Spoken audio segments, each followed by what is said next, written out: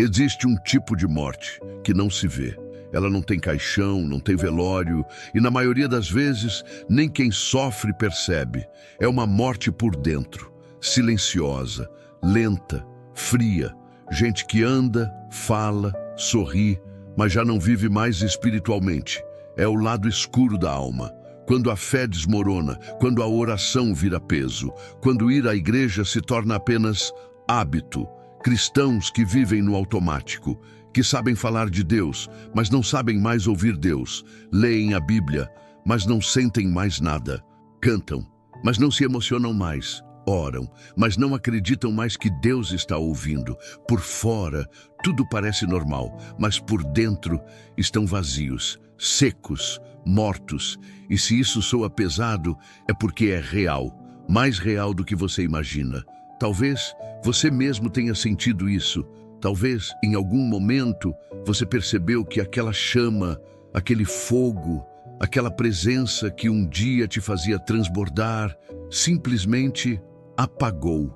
E sabe, isso não é normal, isso não é fase, isso não é só cansaço, é um sinal. Um sinal de que sua alma está implorando por socorro. E é sobre isso que esse vídeo vai falar. Você vai entender o que a Bíblia diz sobre essa morte espiritual. Vai descobrir como isso começa, como se instala e, principalmente, como Deus oferece um caminho para quem quer voltar a viver. Se essa mensagem já faz sentido para você, fica comigo até o final. E se em algum momento isso tocar seu coração, escreve nos comentários: Senhor, me faz viver de novo. Porque hoje, talvez você não precise de respostas. Talvez você só precise de vida. E ela começa agora.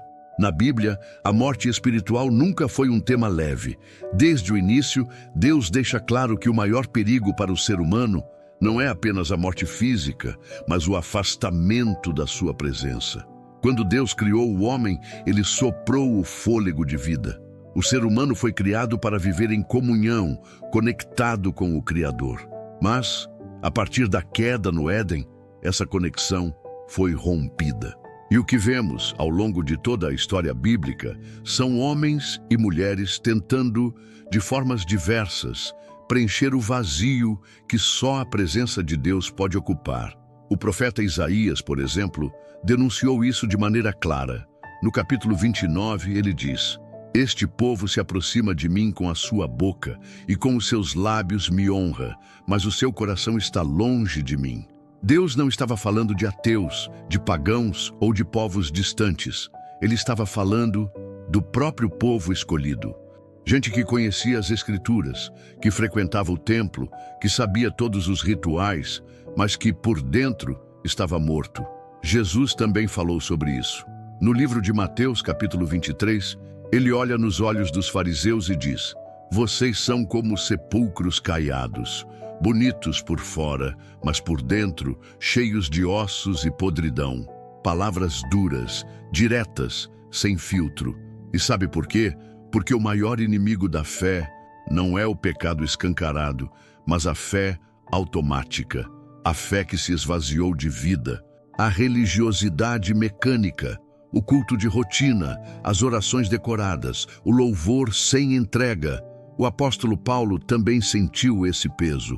Quando escreve aos Efésios, ele diz: Vocês estavam mortos em suas transgressões e pecados, nos quais costumavam viver quando seguiam a presente ordem deste mundo.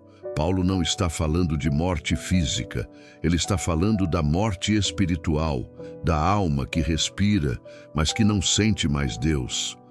E o mais perigoso é que muitas vezes essa morte vem disfarçada de normalidade. O crente continua indo à igreja, continua participando de ministérios, continua com a Bíblia aberta na mesa, mas o coração está anestesiado. As lágrimas cessaram, a busca cessou, o arrependimento se tornou raro, a fome pela presença simplesmente sumiu. E como isso começa? De forma quase imperceptível. Primeiro, a oração vai ficando mais rápida. Depois, a leitura da palavra se torna esporádica. As idas aos cultos viram uma obrigação. O coração se distancia, mas a rotina continua. E quanto mais o tempo passa, mais a pessoa se acostuma com esse estado, até que um dia ela olha para trás e percebe que já não lembra mais quando foi a última vez que sentiu a presença de Deus. Esse é o lado escuro da alma, um estado espiritual, onde a pessoa já não sente mais nada, nem arrependimento, nem quebrantamento, nem gratidão. Apenas um vazio que ela tenta preencher com atividades, compromissos e muitas vezes com aparência. O perigo disso é que, enquanto houver movimento externo, muitos acreditam que está tudo bem. Mas Deus olha além. Deus vê o coração. Ele enxerga o que está por trás das palavras, dos louvores, dos sorrisos. Ele sabe quando a alma está viva e quando ela está morta. E o mais triste é que a Bíblia deixa claro que esse estado de morte espiritual pode durar anos, décadas, até o fim da vida, se a pessoa não tomar uma decisão radical de mudança. No livro de Apocalipse, Jesus envia uma mensagem direta para a igreja de Sardes. Você tem fama de estar vivo, mas está morto. Essa igreja, aparentemente, era ativa, tinha obras, tinha nome, tinha movimento, mas aos olhos de Deus estava em estado de falência espiritual. É duro ouvir isso, mas é necessário. Porque enquanto existe vida, existe chance de mudança. E se você, de alguma forma, está sentindo que essa descrição se encaixa em você, não desliga esse vídeo, porque nas próximas partes vamos entender como essa morte espiritual se instala, como ela cresce, quais são os sinais mais perigosos e, o mais importante, como Deus pode te trazer de volta à vida, porque ainda há tempo. A morte espiritual não acontece de um dia para o outro. Ela é o resultado de um processo lento, silencioso e destrutivo. Tudo começa com pequenas rachaduras na vida espiritual. O problema nunca começa no exterior, mas no interior. Ninguém simplesmente acorda vazio. Ninguém acorda de repente desconectado de Deus. Antes disso, há sinais, há alertas, pequenas concessões, pequenos afastamentos. O problema é que esses sinais são ignorados, até que se tornam um abismo. Tudo começa quando a rotina espiritual perde o sentido. Orar se torna pesado. Ler a Bíblia passa a ser uma obrigação. Ir à igreja vira um compromisso social e não mais uma experiência de encontro com Deus. E lentamente, aquilo que um dia foi paixão se torna peso.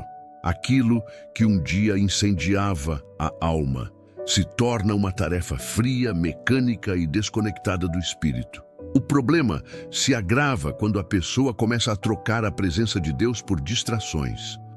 O tempo que antes era separado para a oração, agora é ocupado por redes sociais, séries, entretenimento, excesso de trabalho ou preocupações com a vida.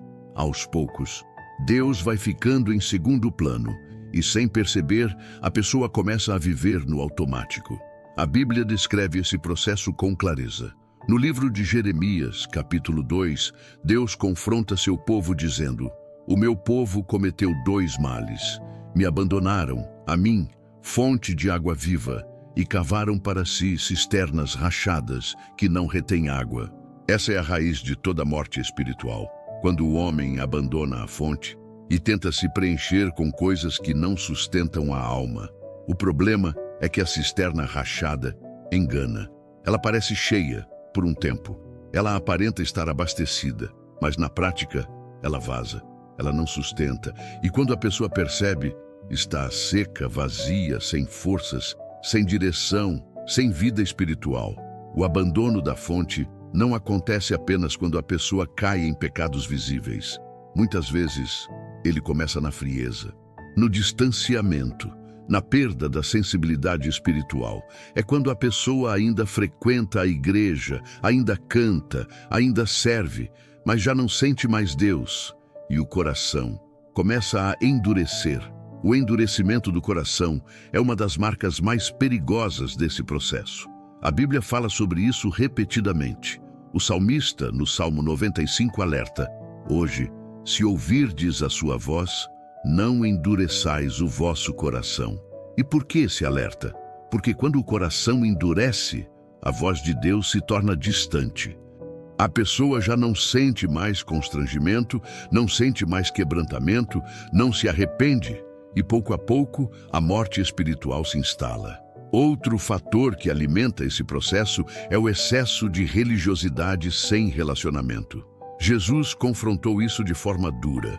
No livro de Mateus, capítulo 15, ele diz: "Este povo me honra com os lábios, mas o seu coração está longe de mim." Isso descreve exatamente o que muitos vivem hoje. Gente que sabe falar bonito, que sabe usar a linguagem cristã, que conhece os versículos, que participa das atividades, mas que na prática está desconectada da fonte.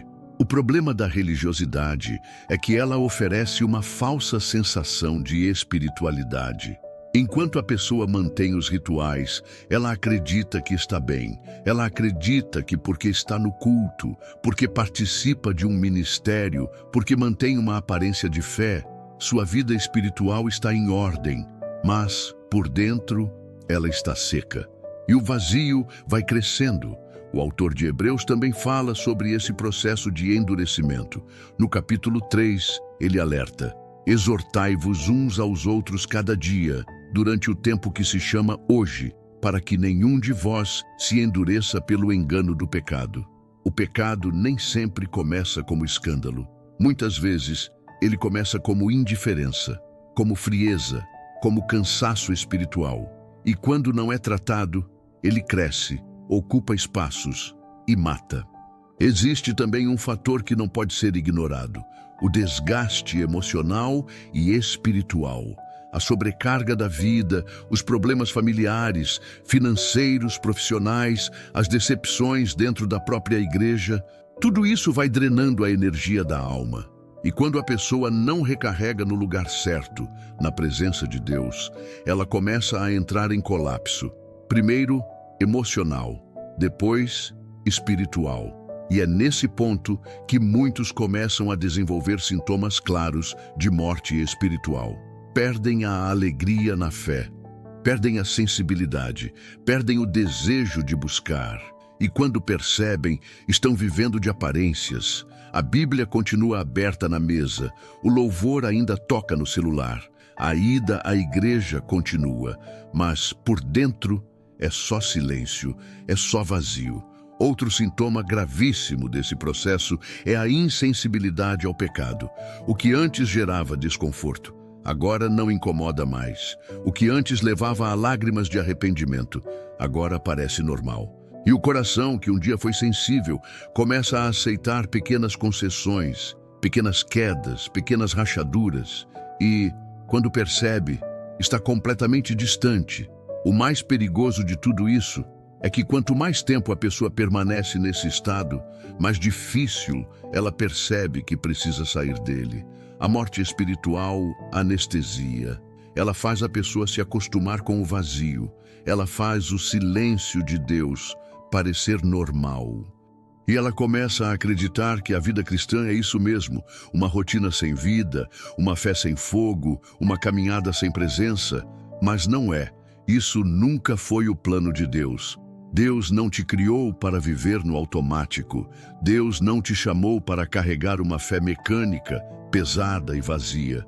Desde Gênesis até Apocalipse, a mensagem de Deus é clara: "Vinde a mim, todos os que estão cansados e sobrecarregados, e eu vos aliviarei." Mas para que isso aconteça, primeiro é preciso reconhecer. Reconhecer que algo está errado, que essa dor, esse peso, esse vazio não é normal, que essa ausência de fome, de desejo, de quebrantamento não é algo que faz parte da vida cristã saudável. É um sinal, um alerta, um grito da alma dizendo: "Eu preciso voltar para a fonte." E é exatamente sobre isso que vamos falar na próxima parte, porque agora que você entende como essa morte espiritual se instala, você vai descobrir os efeitos devastadores que ela causa. E principalmente como Deus oferece uma saída real para quem quer voltar a viver. Quando a morte espiritual se instala, ela não apenas destrói a vida espiritual, ela contamina tudo, ela corrói a fé, ela apaga a esperança, ela seca a alma. E os efeitos começam a transbordar em todas as áreas da vida. O primeiro grande efeito é o colapso da intimidade com Deus. A pessoa pode até manter hábitos religiosos, mas a conexão verdadeira se rompe. A oração se torna monólogo. A Bíblia, que antes era viva, se torna um texto frio. Os cultos se tornam reuniões sociais. E a presença de Deus se torna uma memória distante. O segundo efeito é a deformação da identidade espiritual. Quando a pessoa está viva espiritualmente, ela sabe quem é. Ela sabe que é filho. Ela sabe que é amada. Ela sabe que tem valor. Mas quando a morte espiritual se instala, ela perde essa consciência. Começa a se sentir inútil, esquecida, abandonada. É como se Deus tivesse ido embora. E no silêncio da alma, ela começa a acreditar nas mentiras do inimigo. Você não é mais amado. Deus te abandonou. Sua fé não vale mais nada. Seu chamado acabou. E pouco a pouco, ela se entrega à desesperança.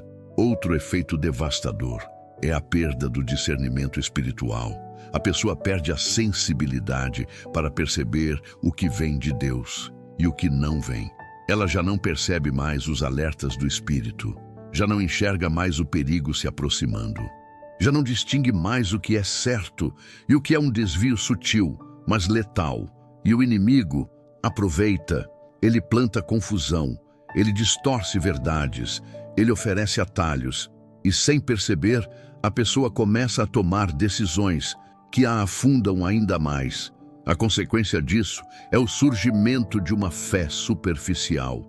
A pessoa se torna rasa. Sua fé não tem mais profundidade. Ela começa a viver de frases prontas, de versículos isolados, de pregações rápidas, de conteúdo raso, que não alimenta a alma. É como alguém tentando matar a fome. Com vento, o vazio só aumenta. Outro efeito que não pode ser ignorado é o enfraquecimento emocional e físico. Sim, a morte espiritual também adoece o corpo. A falta de paz gera ansiedade. A ausência da presença gera angústia. O distanciamento de Deus abre portas para a tristeza, para o medo, para a insegurança, para o desânimo e, em casos mais extremos, para a depressão. O corpo sente, a mente sente, o espírito adoece e tudo começa a desabar junto. E então vem um dos efeitos mais letais, o isolamento. A pessoa começa a se afastar das pessoas, se fecha, se cala, some. Primeiro, ela some de Deus. Depois, some das pessoas. E lentamente se convence de que ninguém se importa, que ninguém entende, que ninguém percebe. E essa é a estratégia final do inimigo: isolar para matar. Porque quem está isolado é alvo fácil. A morte espiritual também rouba a capacidade de sonhar, de acreditar, de esperar. A pessoa começa a viver no modo sobrevivência. Ela não planeja mais, não espera mais, não busca mais. Ela apenas existe. O futuro, que antes era cheio de promessas, agora parece uma estrada vazia, sem destino, sem direção, sem esperança. E aqui surge uma consequência ainda mais grave: a perda do temor. O que antes gerava reverência, agora não faz mais diferença. O que antes fazia a pessoa tremer na presença de Deus, agora parece apenas uma formalidade. E quando o temor se perde, o coração abre espaço para escolhas perigosas, pequenos desvios, pequenas concessões, pequenos pecados, que, somados, se tornam uma prisão invisível. O livro de Romanos, capítulo 1, descreve esse processo de forma assustadora.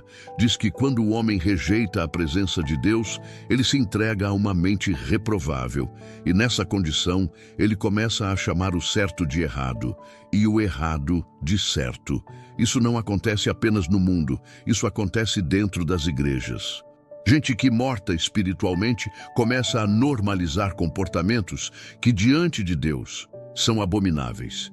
E o efeito final desse colapso espiritual é a frieza total, uma insensibilidade completa.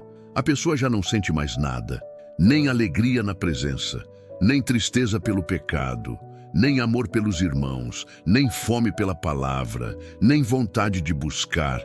Ela se torna uma sombra do que um dia foi, uma carcaça ambulante da fé. E o pior é que por fora tudo ainda parece normal. As pessoas olham e não percebem, porque o lado escuro da alma é silencioso. Ele não grita, ele apenas consome. E quanto mais consome, mais a pessoa acredita que é assim mesmo, que a vida cristã é esse ciclo sem vida, sem fogo, sem presença. Mas não é, nunca foi. Desde o Éden, Deus nunca quis uma relação de aparência. Deus não criou o homem para viver desconectado, vazio, religioso, mecânico. Deus criou o homem para andar com ele, para viver na sua presença, para ouvir sua voz, para se alimentar da sua glória. E quando essa conexão se rompe, o homem perde tudo, porque sem Deus, nada faz sentido. Sem Deus, tudo desmorona. Sem Deus, a alma entra em colapso. E se você, ouvindo isso, percebe que está vivendo esse ciclo, essa é a hora de entender. Isso não é normal. Isso não é vida. Isso não é o propósito. Isso não é o que Deus quer para você. E o fato de você estar aqui, ouvindo essa mensagem, não é coincidência. É Deus te chamando de volta, porque Ele sabe, Ele vê, Ele sente, e Ele não te criou para viver no automático. Na próxima parte você vai descobrir como quebrar esse ciclo, como vencer essa morte espiritual, como romper com esse lado escuro da alma e voltar a viver. Porque a boa notícia é que ainda há vida. Ainda há esperança, e Deus ainda está esperando você. Se existe uma verdade que atravessa toda a Bíblia, é que Deus nunca se conformou com a morte espiritual de ninguém. Desde Gênesis até Apocalipse, Deus sempre foi aquele que busca, que chama, que se aproxima, que convida o homem a voltar. E mesmo quando tudo parece perdido, Ele sempre deixa uma porta aberta. E essa porta se chama arrependimento. O arrependimento é a chave que quebra o ciclo da morte espiritual. Não é sobre culpa, não é sobre acusação, não é sobre vergonha. É sobre reconhecer que algo morreu e que só Deus pode fazer viver de novo. É sobre olhar para dentro e ter a coragem de dizer: eu não estou bem, eu me afastei, eu me perdi, eu me desliguei da fonte. A carta de Jesus à igreja de Sardes, em Apocalipse, não termina com condenação. Ela começa com um diagnóstico duro. Você tem fama de estar vivo, mas está morto. Mas ela não termina aí. Jesus oferece um caminho. Ele diz: esteja atento, fortaleça o que resta e que estava para morrer, porque não achei suas obras perfeitas diante de Deus. Lembre-se, portanto, do que recebeu e ouviu, obedeça e arrependa-se. Essa é a chave: lembrar, obedecer e se arrepender. Lembrar de onde caiu, de como era a sua vida, quando você sentia a presença de Deus, de quando a oração era prazer, de quando o louvor fazia seus olhos se encherem de lágrimas, de quando abrir a Bíblia fazia sua alma tremer. Obedecer significa parar tudo, romper com a rotina espiritual vazia, fechar as portas para o automático, voltar para o secreto, voltar para a presença, voltar para o altar, voltar para o primeiro amor. E se arrepender é admitir que, em algum momento, você se perdeu, você se distraiu, você permitiu que o mundo, as preocupações, as dores, as feridas, roubassem seu lugar de intimidade com Deus. E aqui está a revelação mais poderosa: Deus não te rejeita, Deus não te descarta, Deus não te condena. Ele só espera uma coisa: que você volte. O profeta Joel traz essa mensagem de forma devastadora e, ao mesmo tempo, cheia de esperança. Ele diz: rasguem o coração e não as vestes. Voltem-se para o Senhor, seu Deus, porque Ele é misericordioso e compassivo, paciente e cheio de amor, e se arrepende do mal que iria enviar. Rasgar o coração é isso. É romper com o automático. É deixar cair a fachada. É abrir mão da aparência e dizer para Deus, com toda sinceridade: eu não quero mais viver assim. Me traz de volta, me faz viver de novo. E sabe o que é mais incrível? É que Deus nunca se foi. Quem se foi, fomos nós. Ele nunca se afastou. Quem se afastou foi o nosso coração. E quando damos um passo, Ele corre na nossa direção, porque Ele nunca nos quis mortos espiritualmente. Ele sempre nos quis vivos, cheios, acesos, ardendo de amor. Por isso, a mensagem hoje é clara. Se ainda existe dor, se ainda existe desconforto, se ainda existe incômodo, é porque Deus ainda te chama. E se Ele ainda te chama, é porque ainda há vida, ainda há esperança, ainda há tempo e o caminho começa agora. Chegamos ao fim dessa jornada, mas talvez este seja apenas o começo de algo novo para você, porque se essa mensagem encontrou espaço no seu coração, é sinal de que Deus ainda te chama, ainda te espera, ainda te quer de volta. A morte espiritual não é sentença, ela não é ponto final, ela não é um rótulo, ela é um estado que pode ser rompido. E a boa notícia é que Deus nunca deixou de estar do outro lado, esperando por você. Talvez você tenha vivido anos no automático. Talvez você tenha se acostumado a viver uma fé sem vida, uma rotina espiritual sem presença, sem fogo, sem lágrimas, sem quebrantamento. Talvez tenha até acreditado que isso era normal, que a vida cristã é só isso mesmo, fazer o que tem que fazer, cumprir obrigações, viver por inércia. Mas hoje, Deus te prova que isso não é verdade, que a fé não foi feita para ser peso, que a oração não foi feita para ser um ritual vazio, que a Bíblia não foi escrita para ser um livro fechado em cima de uma mesa. Ela é viva, ela é alimento, ela é espada, ela é fogo que acende até as almas que já pensavam estar mortas. E se, em algum momento, você percebeu que essa mensagem falou diretamente com você, então não ignora isso. Não deixa para depois, não deixa para amanhã, porque esse desconforto que você sentiu não é acaso. É Deus te sacudindo, é Deus gritando no meio do seu silêncio: eu ainda te quero, eu ainda te espero. E se você quiser, eu te faço viver de novo. Por isso, faz uma coisa, para tudo agora, fecha seus olhos e fala com Deus, do seu jeito, sem roteiro, sem palavras bonitas. Apenas diz: Senhor, eu não quero mais viver no automático. Eu não aceito mais estar desconectado. Me traz de volta, me faz viver de novo. E se essa mensagem realmente tocou o seu coração, escreve aqui nos comentários: Senhor, me faz viver de novo. Porque às vezes, tudo o que Deus precisa é que você reconheça que ainda quer viver, que ainda quer sentir, que ainda quer voltar. Se inscreve aqui no canal, ativa o sininho e compartilha essa mensagem com alguém que você ama, porque talvez essa seja a resposta que alguém está esperando para não desistir da fé.